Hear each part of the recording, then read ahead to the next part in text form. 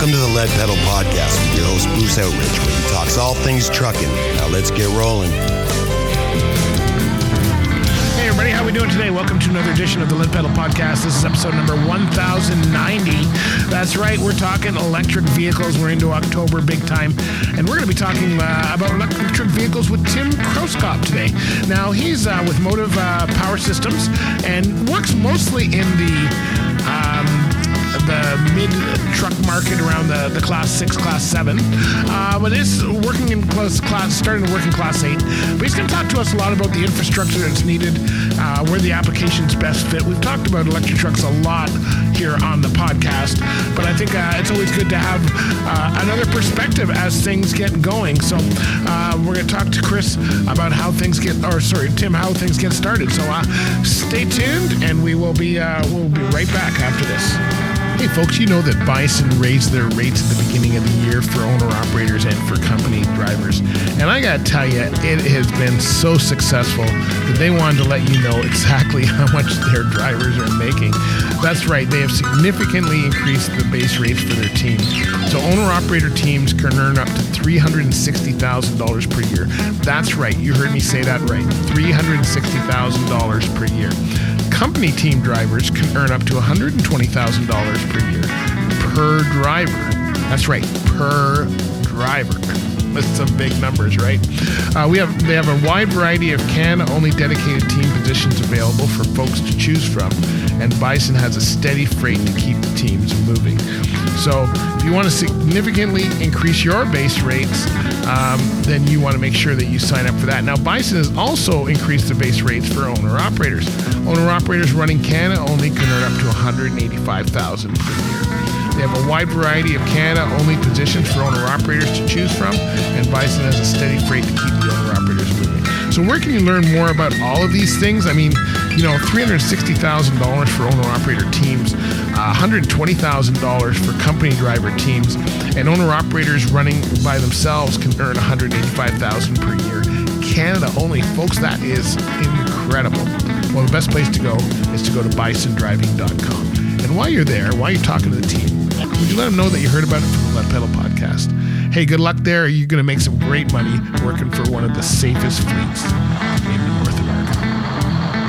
All right, so let's get on with it here. Let me tell you a little bit about Tim and Motive, what they do. Tim is the former truck fleet owner, but he's now the CEO and the EV engineer and founder of Motive Power Systems. And Motive is delivering medium-duty EV solutions over the last 14 years with over 150 commercial vehicles on the road and over 200 million miles driven. So they've been having a big year with partnerships with companies such as Cintas and Carrier and all kinds of stuff. We're going to talk to Tim today about how all this works, how he sees it working, and if it's even applicable to a long-haul situation. So if you're thinking of replacing trucks and you're starting to look at electric trucks, and especially if you're in a city delivery environment and you're going, is this going to work for me? Maybe you're an owner-operator and you're starting to think, hey, you know what? I'm a city owner-operator. Is it worth it for me to make that switch? Can I do this and be successful at the same time? Well, Tim's going to share some stories with you about that. So let's get on with the interview with Tim Krauskopf of Motive Power Systems. And you're going to enjoy this. We had a fun time. Take some notes. All right, we'll get on with it. Here we go. All right, everybody on the line, I have Tim Krauskopf. Right, Tim? Get it? That is correct. That's terrific. All right. I'm so proud of myself. That's 3 in a row. Usually I mess it up when I come in. Welcome to the show. And I know you're here in the background. So Taylor, welcome to the show. I didn't want you to make you feel like you're not there. Let's see. So tell us what you do at Motive. We're going to get into what Motive does, and we're going to get into electric trucks. I think that's where we're going today. But tell us what your role is, what you do, what's your day-to-day look like as far as that goes. So I'm the CEO. I guess the buck stops here. So I get to do all the fun stuff most of the time. And I joined a little over 2 years ago. I got recruited because of my unique background. I started off in software and high-tech stuff on the non-physical side. But then a little bit later, I decided to start my own trucking company. Oh, nice. So, so I bought a semi. Position I would go to. I'd go from... Got the license to drive it. Now, I know your background is driving over the road. So probably about the same time you were. It was 2002 to 2007, and I did regional around Chicago. We did refrigerated and food deliveries. McDonald's was my biggest customer, so it was fun. And then later did automotive manufacturing, and for a while made Dodge supercars. So that kind of really broad background. I didn't know I was setting up to be a CEO of an EV truck company, but that that got me to motive. Only if we had a crystal ball. I'm not sure I would want to know. Like, I'm not right. Because my life, actually, what I'm doing now was not even invented back in 1963 when I started. So if anyone said, "What are you a podcaster later on in life?" I have no idea because it's not going to be there. Well, give us the overview on what Motive does. We're going to get into some stuff, but what do they do in general? They make electric vehicles, I think, if I've got that. Yeah. We make electric vehicles for last mile delivery, and we specialize in the medium duty payloads. So you see a lot of the, great vehicles, the 40 Transit, the Rivian commercial van delivery, but they can't hold the kind of payload that some companies need. If you're doing a lot of paper, books, beverages, linens, just a variety of categories, or parcel delivery like FedEx Ground, where the orders are heavier. So they can't put them on those smaller vehicles. They're based on passenger car platforms. So if you want to carry 2 to 6 tons, then you're looking at a whole different platform. The ICE history in that space is different. They're all dual rear wheels. They generally have their bodies manufactured separately from the actual truck and powertrain. And we've ended up specializing in step vans. So your parcel delivery kinds of things. And that's been a fun journey, and growing and learning about customers and getting them out there. But we're teaming up with fleets because many of them declared that they're going to go zero emission. In the medium duty, a lot of those are going to be electric. Yep. Probably almost all of them will be electric, and we're there to help. It's we're in Canada here, and I got to say, this discussion has been going on for I don't know how many years. I know you're in California. I had the Harbor, I guess it's the Harbor Trucking Association, which is for your where the logistics as far as the ships and stuff go. And we've been talking about this. I think what is it called? The Green Rule, or what's coming in 2024? It's Advanced Clean Fleets in California. Yeah. So we've been talking about that up here. Wondering how it's going to work. We do have a lot of people that are starting to go electric. I was at a conference not too long ago, and they were showcasing electric trucks, and it's working for the city deliveries. We have not figured out what to do with highway applications, and we get some pretty cold temperatures up here. So what works in California doesn't always want to work up here. Let's start with the charging system. We've gone through 2 winters in Canada with Purelator. So. Yeah, are they in Toronto area here, like the Ontario market? No, maybe we're cheating a little on the temperature. They're in Vancouver, so Richmond. Okay, well, Vancouver, yes, they get some snow sometimes. Yeah. We got to put them into Quebec, and then we see if they work, right? So, right. I want to kind of start with the charging systems, if we could. I am going to get into your. I know you've got a new vehicle you guys are designing. I got to talk about that. We'll talk about that a little later. But I want to start because to me, this is the biggest problem I see, especially up here in our infrastructure, is I can go to a service center now or a mall or something, and I'll see probably 10 spots for cars to plug in while they're shopping. But you can't fit a truck in there. I haven't seen a truck. I've gone to some of the truck. I haven't seen any charging systems starting to be put in at truck stops or whatever. We already have a truck stop issue here. So how does that work? How do you install? What have you guys been doing down there to get so many on the road? Overall, we're looking at kind of a phased transition for medium duty fleets, and then eventually it'll be Class 8 fleets too. It's last mile that's going to go first, and part of that's because there's virtually zero public infrastructure for that will fit trucks, and they don't even want to see the medium duty trucks, which will technically fit in the spaces, but they're little tight fit. And when you have last mile, which means you're coming back to a Home Depot every night, that's where the chargers are, and that's how we generally want to set it up. And then we want to set it up so that it's actually flexible. If a truck runs, 30 miles that day, it may only need a couple of hours of charging at night. If one ran, full 120 miles, then it may need to charge for 7 hours to get ready for the next day. So you put in a smart charging system that will make sure the whole fleet's ready to go in the morning, depending on how much each truck needs. And then you're ready to go. And even in Class 8, where people have started, is still last mile. Yeah. So you know exactly where you're going to charge. It's from your home base. It'll be a drayage application. It'll be a point-to-point shuttle application. We've seen those. And that's how they're set up so far. We like that the public infrastructure can be used as a backup. Right. Helps with range anxiety somewhat if people know that they can actually go squeeze into one of those car spaces and charge enough to get another 20 miles to get home. But on last mile, you actually know how long your route is usually. Okay. I was going to say, what happens if I was just going to ask that question. What happens if you're at the end? Traffic. I don't know. I know there's no traffic in California, but you come to the 401 up here in Canada, and I think we're next right behind LA, if I remember correctly. Right.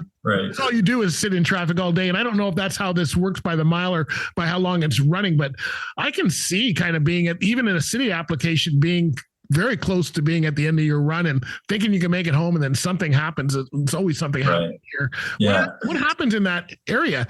How much buffer? And you were talking about cold weather. In cold weather, you leave even more buffer. So how much buffer the fleet manager decides to use for each route and each truck based on its capabilities and its reliability is it's a choice for the planning part. And we have great discussions with our fleets about how they should do that. Some start with ridiculously low routes. 20, 25, 30 miles on a truck that'll do 105 plus miles. They come back 75% full every day. Well, there's no range anxiety there. They do not want to start their drivers with range anxiety. And I agree with that. Right. And then they start moving up. So they run 60, 80 mile routes. And there's still enough buffer there. And then the public infrastructure in case something really goes wrong. Traffic, though, it's not really an issue. EVs don't use that much while they're sitting. Okay. Or even going slow speed. That's where EVs actually do the best. Okay. The worst is trying to go 70 miles an hour driving a step van, which is basically a brick trying to move down the road. And you're not going to get that efficiency. Yeah, no, I understand that. I did hear that. And now that I remember the show, the guy was saying that's why it works well in the city applications, because you don't want to be at that. I think he said 65 miles an hour, 105 is where it starts breaking down a bit. So we've got it to. And are you finding that? Is that what you guys do? Is that part of your service, or are you only doing the vehicles? Do you install the charging systems as well? We do install charging systems. We don't do large scale. So, we've got some nationwide companies, ChargePoint, Electrify America, that will take on huge installations across multiple depots, multiple cities. But when we have somebody trying to get 5 or 10 trucks up and running in a depot, we can provide that. Okay. And we also make sure we provide the right equipment that will charge as fast as possible on level 2. Okay.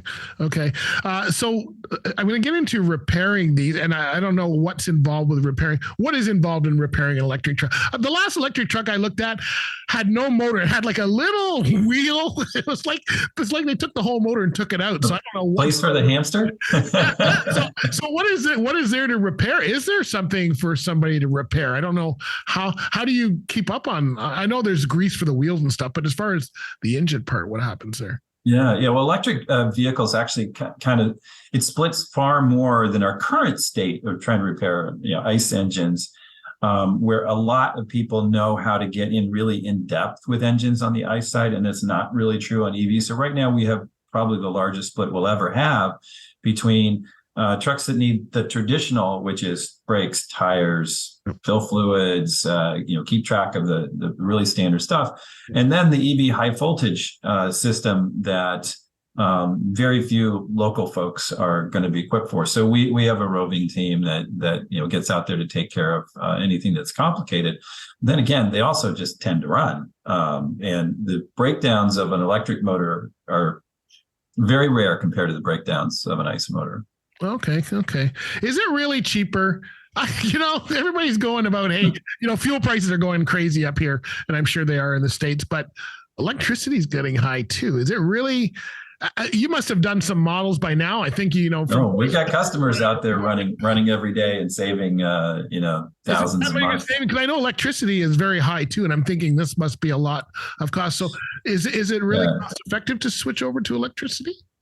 There's certainly things you can do to make it more cost effective, but it starts out being incredibly cost effective. So you can be out there. You got a medium duty truck that's 7 miles per gallon, and then the electric equivalent, we're running 30 miles per gallon equivalent on electric. All of our customer results are showing great savings in fuel, and it's a little bit of a trade-off. You pay a little bit more for the truck, but the fuel pays it back within a few years. Oh, okay. So that's good to know. That's good. What happens if there is a burnout? I know there's no electricity. You shut off anywhere in the world. What happens if all the electricity goes down in a town? What happens? Well, then your gas pumps don't work either. I know, but I can still drive out of town if I have to. I see it here, right? I see it here in the car market. Yeah. We've got people in our area here. They've got one, and it looks like someone stuck basically a water hose into the side. That's what the charger looks like. If it's a house one around here, it looks like someone's got a garden hose stuck in there. Right. Some kid in the middle of the night who wants to be funny. I don't know in your area, but someone unplugs that, and now you come out to work and you're done because it's been actually on my electric car. You can't unplug it. Oh, is that right? Key? Yeah. Okay. See, every day. I don't have an electric car. I still have a pickup truck. Yeah. So I think those scenarios are worth thinking about. And then when you actually have the real world experience with it, you think it's as rare as somebody vandalizing your car in a different way. It's not something that comes up every day. You generally just leave full every morning. What's more common is somebody forgets to plug it in. You're talking about a whole fleet of truck drivers, and somebody's distracted or busy at the end of the day, runs off and it's not plugged in. So we're working on additional software ways to monitor that and actually email the fleet manager saying, hey, trucks 2 and 17 aren't plugged in. Okay.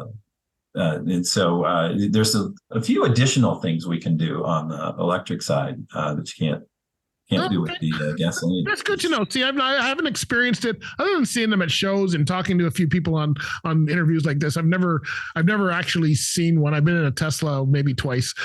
That's it. It looks like an iPad on wheels.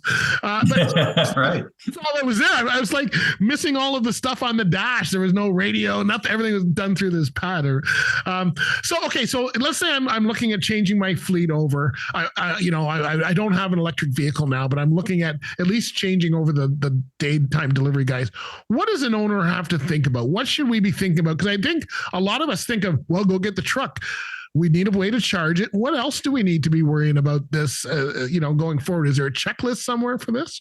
Even our big fleets that are experienced learned so much during their first 6 months. Imperilator went through this. We gave them 5 trucks in Vancouver, and they started running them, and they started getting more and more confidence that they could actually do the job, and even their internal process of keeping them plugged in and so on. So you end up learning and ramping up, and you don't need more than 5 trucks, although 10 for some people.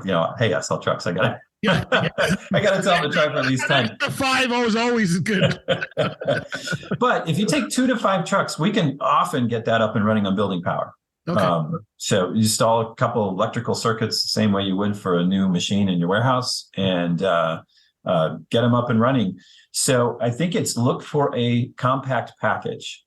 We sometimes call ours quick start, but you just say, what do you need to get 2 to 5, and see if they can replace the ICE vehicles on some runs. So you'll have a mixed fleet, and you'll pay attention to the electrics, but pretty soon you'll discover you send them out the same way every day, but you discover any of the quirks, how to make sure they're charged, and that type of thing. So it's not really try to get to 20 or 30 or 50 in your first decision. Right. And that first decision, now I guess if you only own 5 trucks, that first decision's a little tougher. But then again, your logistics problems aren't as big either because you're a small operator. But if you got a few more, just get started. Find a way to get going. even just trying to install a couple of chargers it'll take longer than you think, and you'll get them going and start learning. What's been the feedback from drivers? I know you've probably had a number of drivers. I mean, you've been dealing with some big fleets and stuff here. Any feedback from the drivers? Do they like it? I know someone told me that there's actually probably no reduction in power going from diesel to electric. So what are the drivers thinking? Anybody really sweating out there? Haven't made it back on my last mile. Yeah, but we outperform every ICE vehicle we replace. So we've even had customers, you put 3 tons in the back of a step van, you have a fleet, so they have a gasoline one, they take ours after it arrives, and they do like a highway entrance speed test, that wonderful carry 3 tons and do your 0 to 60 in 30 seconds. And we'll beat it by 6 or 8 seconds. So it's definitely drivers like that. They're now driving a vehicle that's higher performance, and it's even better in the 10 to 40 mile an hour range, which is where a lot of last mile driving happens. And they get used to the one pedal and the regen charging when you're out there. Mm-hmm. So I lost my train of thought, but that's okay. No, I just was asking, if you had any drivers. Oh, drivers. Yeah. So drivers love it. I mean, you start off with you're not polluting. You don't have to worry about people yelling at you because your truck is idling or putting fumes out where you're stopping. Right. It's less vibration and noise when you're driving it. What's funny is you notice the rattles of a step van far more because you don't have the engine right under your feet making noise for you. So they really, really do like it. And some are even saying less fatigue. So you don't have to hit the brake pedal as often. So even just leg movement, but then also, about the vibration and the extra noise. Yeah. Now I hear electric vehicles are a little heavier, and I know that's been one of the issues as far as the highway stuff, because you want to try and carry as much as you can. I think cities can adapt more with small deliveries. Has that been an issue for anybody though, having the heavier vehicle? In medium duty, people usually have a little extra buffer anyway, and the loads vary a lot. Yeah. So max loads aren't as common on over the road. Well, I guess you weren't moving a lot of max loads, but I was. Frozen hamburger, you run at max. So so you're getting to the absolute top, and then there's a real cost to shippers of having to have more loads. So Class 8's got a huge issue with that. Medium duty will have a little bit of an issue with it. We don't outweigh the gasoline versions by a lot because we're removing an entire engine and fuel system from the equation. But we're probably it probably cost them 1,000 pounds. So that's enough to notice. Yeah. And you have to take that into account. Sometimes we can overclass vehicles at not that much more cost. Right. So where you would have bought a Class 5 ICE vehicle, you buy a Class 6.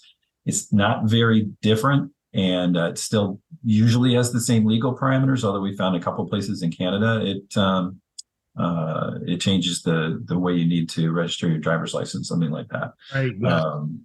When you go to Class 6. Yeah. So there will be factors to take into account, but it doesn't limit medium duty as much as the heavy duty trying to run at max. Okay, very good, very good. Okay, so let's talk about this new vehicle you're designing. And I saw it on your website, and I think Mr. Elon Musk is coming out with a car that looks similar to the truck that I saw. And I'm going, why? Right. I'm just thinking that once we get all these on the road, it's going to look like a military invasion. Like why everything's very angled. And tell us about the new vehicle you're designing. That's true. Well, we think it is the right look, but it's actually the functionality that matters a lot. And the Tesla Semi is actually the closest in terms of some kinds of design look, or some of the things that both of us have taken advantage of in what you can do, because you don't need the snout anymore, because that's where the big 6-cylinder, 8-cylinder diesel or gasoline engine is. And you don't need as much in the way the tunnel space in the middle of the cab. One of the things that's probably the most important is that every cab over I've seen, which gets you the short distance, has a literal ladder on the front to get in the seat. And even the conventionals, if you're driving semis, you learn your 3-point grip to make sure you can kind of climb into the vehicle. But we kind of come from the step van tradition, so our new cab for box trucks has stair entry instead of climbing up. We will have a grab rail, so you can still do your 3-point, but you won't need it nearly as much. Right. So saving fatigue, that type of thing. It's designed to be able to support something as much as a step van with 100 stops a day. Okay. Although with the box truck, we expect more like 10 or 20. You still want it to be convenient and easy to get in and out of and cut down on fatigue. We even call it the driving position for your sight lines is closer to a cab over though. So you get really great sight lines. And we call it the command seating position, which is Tesla's is fairly similar too. Where you're just up over the road in the way you would be with a cab over, but you don't have to climb a ladder to get in all the time. That's good, because I started in cab overs. I was driving cab overs, and now I'm 60 years old. Getting in a cab over every day would be a real chore. Yeah. We're also putting in more parameters for people of different sizes. One of the things we know fleets need to do is appeal to a broader audience and get more women into driving. And some of the cab configurations are really assuming the male range of sizes, and so we're doing a lot of testing on being able to support drivers of less stature. Yeah, no, I've heard that many times here. I work a lot with women drivers here in Canada, and a lot of them have said that issue. A lot of the fleets are starting to change the seats and stuff to accommodate that. That is a common problem. So it's good that you guys are looking at that for sure. Yeah. Yeah. Okay. So now I've got one quick, it's not really part of electric trucks, but I'm interested in your opinion, because we're all talking autonomous vehicles here. Are you planning for that with these new designs? Like, is that something that you see happening I don't know if it's going to happen in the last mile delivery. I see it more in the highway delivery is where I see it being. Yeah, there's some highway applications, including platooning, where one truck follows the other, and the front truck has a person that can make decisions in strange situations, but the back truck just has to follow. Is the electric market looking at any of that? Like, are they integrating that kind of technology into the builds as they go along? Or? Absolutely. So for us, we don't think of ourselves as an AI company at all, but we are a vehicle company, and AIs want to drive vehicles. Right. So we're looking at it as saying, hey, we want to be the vehicle that you should want to drive as an AI. We started some partnerships with companies to talk through what the whole feature set from a vehicle point of view is. And that is basically provide the right operating parameters, the cameras and sensors for one side, where they're installed. And then the ability to put the brakes on is not something you normally build into a vehicle, but when you do regenerative braking, you're already doing some of that, and will continue to do more and more. The other autonomous application is parking. Okay. So computers and AI can park vehicles much more successfully. There's a whole lot of damage that happens in parking. You must have been in my building here, because I live in a building that's mostly seniors. They can't park at all. Right. I go, you must have taken a picture of our parking lot. Well, I'm thinking more warehouse depots where you don't have to worry about the lawsuits from running somebody over, because they're probably not going to run anybody over, but there's fewer surprise soccer balls and pets and bicycles showing up in a warehouse depot yard. But they can park very closely with a much lower collision level. It's a challenge for every warehouse with rows of vehicles.